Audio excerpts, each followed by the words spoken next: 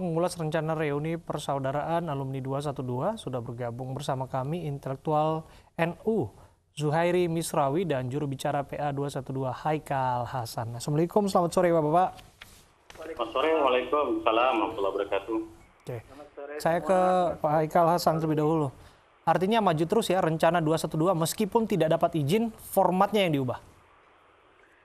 Begini, acara 212 itu adalah acara tahunan yang sudah berlangsung. Dalam acara itu kita memperingati satu momen di mana berkumpulnya umat Islam, tetapi tenang, sejuk, damai, tidak ada yang terluka, tidak ada yang tersakiti, bahkan umat agama lain pun ikut berada dalam kerumunan pada waktu sebelumnya. Dan akhirnya karena kita taat hukum, karena kita taat dengan peraturan, maka tahun ini karena pandemi ini adalah bencana nasional yang harus kita jaga bersama. Tahun ini kita putuskan tidak membuat reuni secara kerumunan, tapi membuat secara Zoom. Ya, urgensinya apa? Dari izin yang dimasukkan ternyata ditolak, sampai pada akhirnya formatnya diubah, reuni ini memang harus dilakukan untuk apa? Untuk peringatan. Ini kebanggaan internasional, kebanggaan dunia Islam.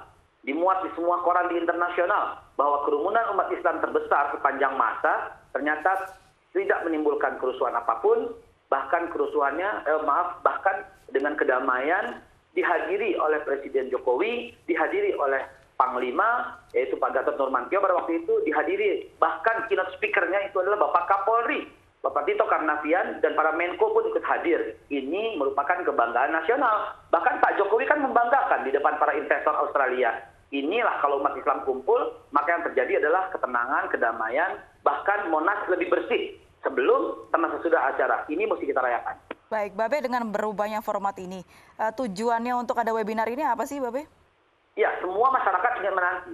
Semua respon, ya, nanti kalau umpamanya waktu panjang, saya akan bisa tunjukkan semua orang dari Aceh sampai Papua, ayo kita adakan, ayo kita adakan, ayo kita adakan. Nah, untuk meredam itu, oke kita adakan tapi secara Zoom. Silahkan gabung dan nonton di rumah masing-masing. Silahkan lihat di televisi. Silahkan lihat semua. Itulah yang kita inginkan. Ini sebenarnya meredam keinginan masyarakat. Jangan sampai terjadi kerumunan. Nggak usah juga menonton rame-rame di daerah masing-masing menimbulkan kerumunan baru.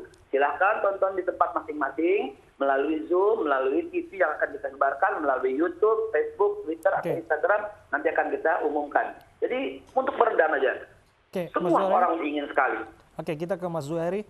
Ada komentar mengenai gagasan dan urgensi dibuatnya reuni 212 ini? Mas Zuhairi? Iya. Ya, bagaimana Anda menanggapinya? Ada soal gagasan dan urgensi reuni 212. Ya, pertama saya mengapresiasi sikap dari PA 212 yang menggelar reuni ini secara daring, secara online, melalui webinar, melalui Zoom. Saya kira ini bagian dari upaya kita untuk bagaimana memahami krisis dan pandemi yang ada sekarang ini. Yang kedua, tentu kita umat Islam juga harus menjadi bagian dari solusi bangsa ini. Dan semua tahu bahwa 212 itu kan peristiwa politik menjelang pilkada DKI. Nah, ini yang kita semua mempertanyakan kenapa dimensi politiknya sangat kental dalam peristiwa reuni 212 ini. Nah, tentu itu kegelisahan dari kita semua karena dalam situasi pandemi dengan situasi. Mas Zuhairi, langsung saja mengenai reuninya ini, apakah dimensi politiknya masih kental menurut Anda? Iya, sangat kental. Bagaimanapun bahwa 212 itu kan peristiwa politik. Dan semua tahu padahal negeri ini saat ini membutuhkan kebersamaan, bukan pembelahan berdasarkan politik, identitas, berdasarkan sektarianisme. Maka dari itu saya melihat bahwa ya karena reuni ini kan digelar, kalau saya ingin berpandangan sejatinya menjadi bagian dari upaya untuk menyelesaikan masalah pandemi yang ada sekarang. Itu Bapak Haikal itu kan dekat sekali dengan kegiatan-kegiatan PA 212, maka sejatinya hindari kerumunan dalam banyak kegiatan-kegiatan yang lain dan kurangi tensi dan volume politik, karena bagaimanapun pandemi ini meniscayakan kebersamaan, persaudaraan, bukan keterbelahan, dan menjadikan sebuah peristiwa sepanjang tahun ini adalah peristiwa politik. Baik, tanggapannya, Pak Haikal? Baik, terima kasih Mas Misrawi. Saya belum pernah komunikasi dan sekaligus salam kenal. Semoga hubungan kita terjalin baik. Yang saya mau garis bawahi dari keterangan beliau adalah, dari keterangan Mas Misrawi ini adalah peristiwa politik. Boleh berpandangan berbeda, namun kita tidak boleh bercerai-berai, karena itu yang diajarkan ya. Wa'tasimu bihablillah jami'an, kita berpegang teguh, wa la tafarraqu. Perbedaan sekuat apapun, jangan sampai kita bercerai-berai. Saya ceritakan sedikit saja, 1 menit. 212 di gelar pertama tidak ada tendensi politik. Tidak ada kita dukung Pak Anies waktu itu, saya bersumpah tidak ada. Dan belum ada dukungan ke sana. Pada waktu itu, kita cuma mengkhawatirkan. Ini yang menghina Al-Quran, ini telah diputuskan oleh MUI dan semua ormas. Karena kami punya dokumennya. Semua ormas itu tersinggung dengan perkataan jangan mau dibohongin sama Al-Maidah 51. Kalau ini tidak segera diadili, maka ini akan menjadi ekses, akan menjadi akibat dan sebab akan ada lagi orang yang berkata jangan mau dibohongin sama Al-Baqarah, jangan mau dibohongin sama surat Yasin, jangan mau dibohongin yang lain. Dan kalau ini nggak diredam, nggak ditangkap pelakunya, ya nggak diadili pelakunya dengan seadil-adilnya, akan ada lagi kemarahan. Jangan mau dibohongin sama Injil, jangan mau dibohongin sama ini. Dan kita niatnya jauh ke depan, bahwa ini tidak boleh dibiarkan. Agama apapun tidak boleh dicela, tidak boleh dihina. Tuhan dalam versi agama apapun harus dihormati. Kitab suci agama apapun tidak boleh menjadi bahan untuk dijelek-jelekan atau dijadikan alat bohong. Kita melihatnya ke depan. Kalau ternyata sekarang pengenilaian orang ini menjadi politis, boleh-boleh saja berbeda. Tapi izinkan saya yang pada waktu itu menjadi ketua, tidak ada sedikit pun nilai politik. Ketika Pak Ahok jadi gubernur, jadi gubernur setelah Pak Jokowi menjadi presiden, apa yang kita lakukan? Kita ucapkan selamat loh. Nggak ada masalah. Karena siapapun boleh memimpin di negeri ini sesuai dengan peraturan dan perundangan. Yang jadi masalah adalah penghinaan terhadap Al-Quran. Itu saja. Soal momentum reuni PA 212-nya, bisa dijawab apakah memang ada agenda politik di balik ini semua? Anda bisa saksikan nanti dengan acara Zoom, di mana semuanya dari rumah masing-masing melihat bagaimana akan kita kemas. Kebetulan saya sendiri hostnya. Saya akan mengarahkan semuanya sesuai dengan yang Pak Misrawi sampaikan barusan. Sesuai dengan ke arah ke depan, solusi kebaikan. Ya, silakan. Babe, yang kita tahu bersama tujuan 212 ketika itu sudah menjadi kenyataan dan sudah dipertanggungjawabkan oleh yang bersangkutan begitu. Nah, seberapa penting gaung 212 ini tetap dihidupkan hingga sampai saat ini, Babe? Saya adalah orang yang dalam 1 bulan rata-rata di atas 100. Saya hitung 110 rata-rata keliling seluruh Indonesia. Sebulan rata-rata 110 kali, rata-rata. Ya. Nah, saya tahu bagaimana di daerah. Saya tahu punya data lengkap dan detail bagaimana di lapangan. Bagaimana fanatisme mereka. Kami akan datang, kami akan kirim. Nggak ada acara, nggak apa-apa, kami akan berkumpul. Please deh, saya bilang. Nah, kalau teman-teman tahu bagaimana respon masyarakat di daerah, pasti akan melaksanakan bagaimana yang saya laksanakan. Oke, tertib di rumah masing-masing, ada Zoom, Anda bisa melihat Habib Rizik langsung bicara kepada Anda semua. Anda bisa mudah-mudahan ada waktu untuk sekaligus bertanya langsung pada Habib Rizik, tetap di rumah masing-masing. Ini kan kita mengadopsi. Bagi mengobati rindu masyarakat di daerah begitu ya? Ya, kalau umpamanya kita nggak adakan, tetap percaya deh, mereka datang. Contohnya kapan? Contohnya pada waktu penyambutan Habib Rizik. Cuma diumumkan, tidak ada himbauan mobilisasi, tidak ada himbauan datang, tapi tetap mereka datang. Kita ke kondangan juga dibatasi kok, tapi mereka berduyun-duyun semua datang ke Petamburan. Kita ke ini akan bermasalah baru. Mas Zuhairi, bahwa latar belakang aksi 212 waktu itu disebutkan tadi ketidakadilan mengenai penodaan agama. Pak Ahok sudah dipenjara, sudah selesai kasusnya. Soal momentum reuni ini masih ada menjadi catatan menurut Anda?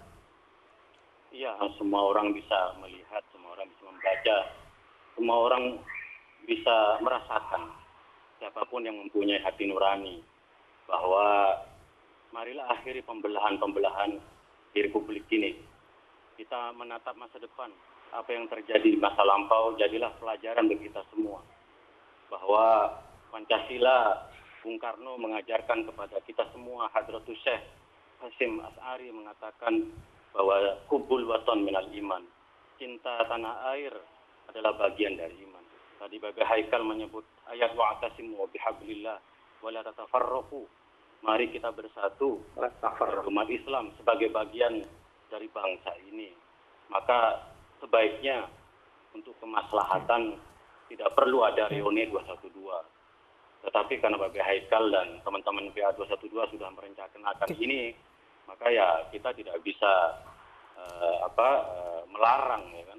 Di bagian dari kebebasan berekspresi, kebebasan berkelompok. Tetapi kalau saya diminta berpandangan, sebenarnya kita akan lebih maslahat untuk melihat ke depan.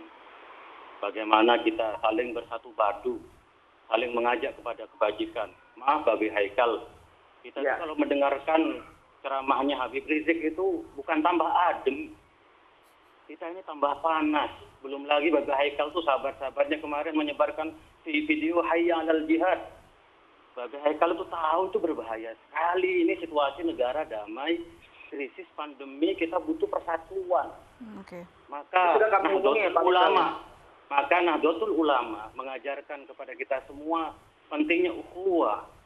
Al-Muslim akhul Muslim, ukhuwah Islamiyah, yaitu persaudaraan bersama Muslim, ukhuwah wataniyah, persaudaraan sama warga bangsa, ukhuwah insaniyah basyariyah, bahwa kita semua adalah makhluk Allah Subhanahu wa taala. Maka oleh karena itu ini bagian dari bagaimana kita melanjutkan visi dan misi pemikiran dari para pendiri bangsa. Hendaklah kita menatap ke depan. Indonesia ini akan maju kalau kita bersatu. Indonesia akan mundur kalau kita terbelah. Ada tanggapan balik maka mungkin Babe? 212 ini membangkitkan keterbelahan politik. Babe silakan. Silakan. Pak Haikal. Baik. Pak Misrawi, 212 mengakibatkan terbelahnya politik. Tolong dijelaskan sedikit. Siapa yang melakukan pembelahan itu dan kenapa terjadi pembelahan? Bukankah ini kebanggaan? Bukankah Pak Jokowi sendiri membanggakan itu? Bukankah pada waktu itu kita kumpul bersama perwakilan NU, Muhammadiyah, Al-Irsyad, Jamiatul Khair, semua kumpul dalam satu panggung. Lalu terbelahnya di mana? Jadi Ini kan peristiwa politik, sebuah terjadi menjelang pilkada DKI, Babe. Semua merasakan. Apakah kalau tidak ada pilkada DKI akan ada 212? Oh jelas. Pertanyaan publik yang sangat sederhana kok. Jelas. Karena itu kata Nabi, sal domiro, gunakan hati nurani. Tapi kalau Babe masih terus membangkitkan ini semua, kasihan bangsa ini, kasihan umat Islam ini. Pada waktu penerapan pertama kali 212, tidak ada narasi untuk ke Pak Anies. Tidak ada. Yang ada adalah bahwa Pak Ahok... Tapi itu peristiwa pilkada DKI, Babe. No, Pak. No, Pak Misawi. Itu adalah murni penghinaan terhadap Al-Quran. Murni penghinaan terhadap Al-Quran. Tidak sedikit pun ada. Saya bersumpah pada waktu itu. Pak Misawi, tolong dengarkan sumpah saya. Demi Allah, ketersinggungan orang-orang itu karena itu. Kehadiran orang-orang itu karena tidak suka Al-Quran dihina. Nggak ada hubungannya sama Pak Anies. Pak Anies bukan produk 212, bukan. Sama sekali bukan. Pak Haikal. Itu memang bukan soal Pak Haikal. Anies, Babe, tapi soal politik. Sebentar Mas Zuhairi. Sekarang sudah tidak ada lagi pilkada, Babe. Ini situasi pandemi. Maka baik. saya berpesan. Mari kita menatap masa depan, merajut persaudaraan.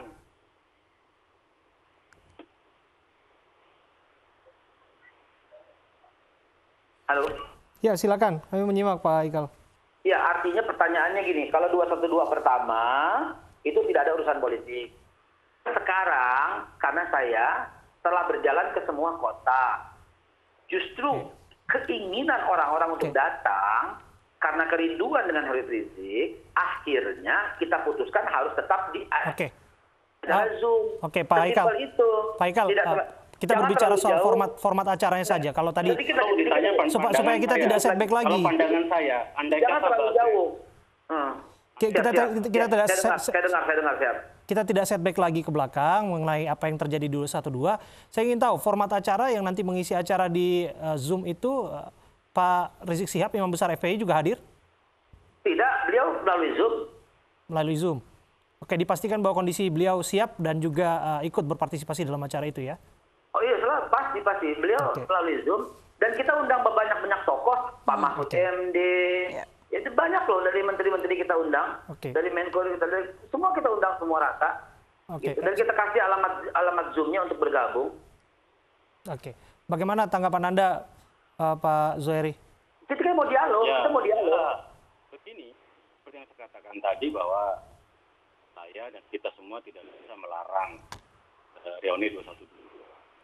Sudah akan digelar tadi dengan semangat dari Babeh tadi itu, maka ya silakan. Tetapi kalau saya diberi pandangan, marilah kita menatap masa depan negeri ini, bahwa negeri ini diwarisi untuk kita semua, untuk semua kelompok. Maka seperti yang saya katakan tadi, akhiri keterbelahan politik. Kita jangan sampai terjadi seperti di Syria, di Yaman, di Libya, di Irak, ya kan?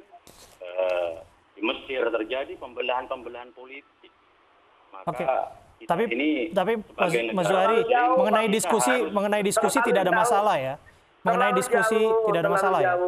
Bangsa Indonesia ini hanya menasehati. Wa ma ana illal balaul mubin. Saya hanya bisa menasehatkan.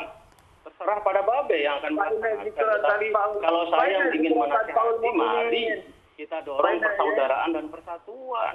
Baik. Tapi memang mendorong persaudaraan dan persatuan menjadi tujuan juga di reuni 212 ini ya, Babe ya?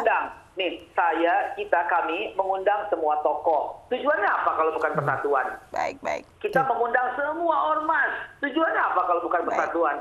Tokoh NU kita undang, tokoh Muhammadiyah kita undang, tokoh negara kita undang. Tujuannya apa kalau bukan persatuan? Ini pertanyaan terakhir saya ke Babe. Justru kita ke depan ini. Jangan ada lagi pembelahan. Setuju. Ingat, Hadratus Syekh Hasyim Asy'ari itu menjadi pegangan kita. Hubbul watan minal iman, itu kita pegang kuat. Wajib kita tanah air. Wajib mempertahankan NKRI. Wajib tetap berpancasila sampai mati. Wajib berbhinneka tunggal ika sampai mati. Justru sekarang ini kita mau menuju ke sana. Makanya kita undang semua tokoh, semua ormas. Ayo dialog, gitu loh. Kaitannya soal hubbul watan minal iman tadi. Kita tahu bahwa belakangan kan Pak Rizik Syihab ini menjadi sorotan, termasuk hari ini pun dipanggil sebetulnya dalam proses hukum mengenai kerumunan. Ada jaminan tidak sebetulnya bahwa acara ini tidak akan mengundang kerumunan lagi dan setiap orang yang ada di sana akan tetap menjadi warga negara yang baik, taat hukum gitu? 100 tokoh yang diundang untuk ikut berbicara, hanya 15 orang yang diundang untuk hadir. Dan kita saat ini lagi memilih jumlah orang-orang itu. Jadi kita pastikan seperti itu. Tidak boleh ada kerumunan dan satu orang ini tidak boleh diwakili atau tidak boleh bawa pendamping. Karena apa? Karena kapasitas ruangan yang 200-an orang akan kami hanya isi dengan 15 orang, dengan kru TV, dengan kru kamera dan sebagainya kurang lebih menjadi 25 orang. Tetap memenuhi protokol. Jangan lupa, saya adalah Duta Penanggulangan COVID-19 DPR RI, sehingga saya wajib menjaga itu semua. Dan saya sebagai host akan berlaku tegas hanya terisi 25 orang. Orang yang ke-26 akan kita tidak izinkan masuk. Baik, terima kasih untuk waktu Anda berbincang bersama kami. Babe Haikal Hasan dan juga Gusmis Zuhairi Misrawi, intelektual NU sudah berbincang bersama kami.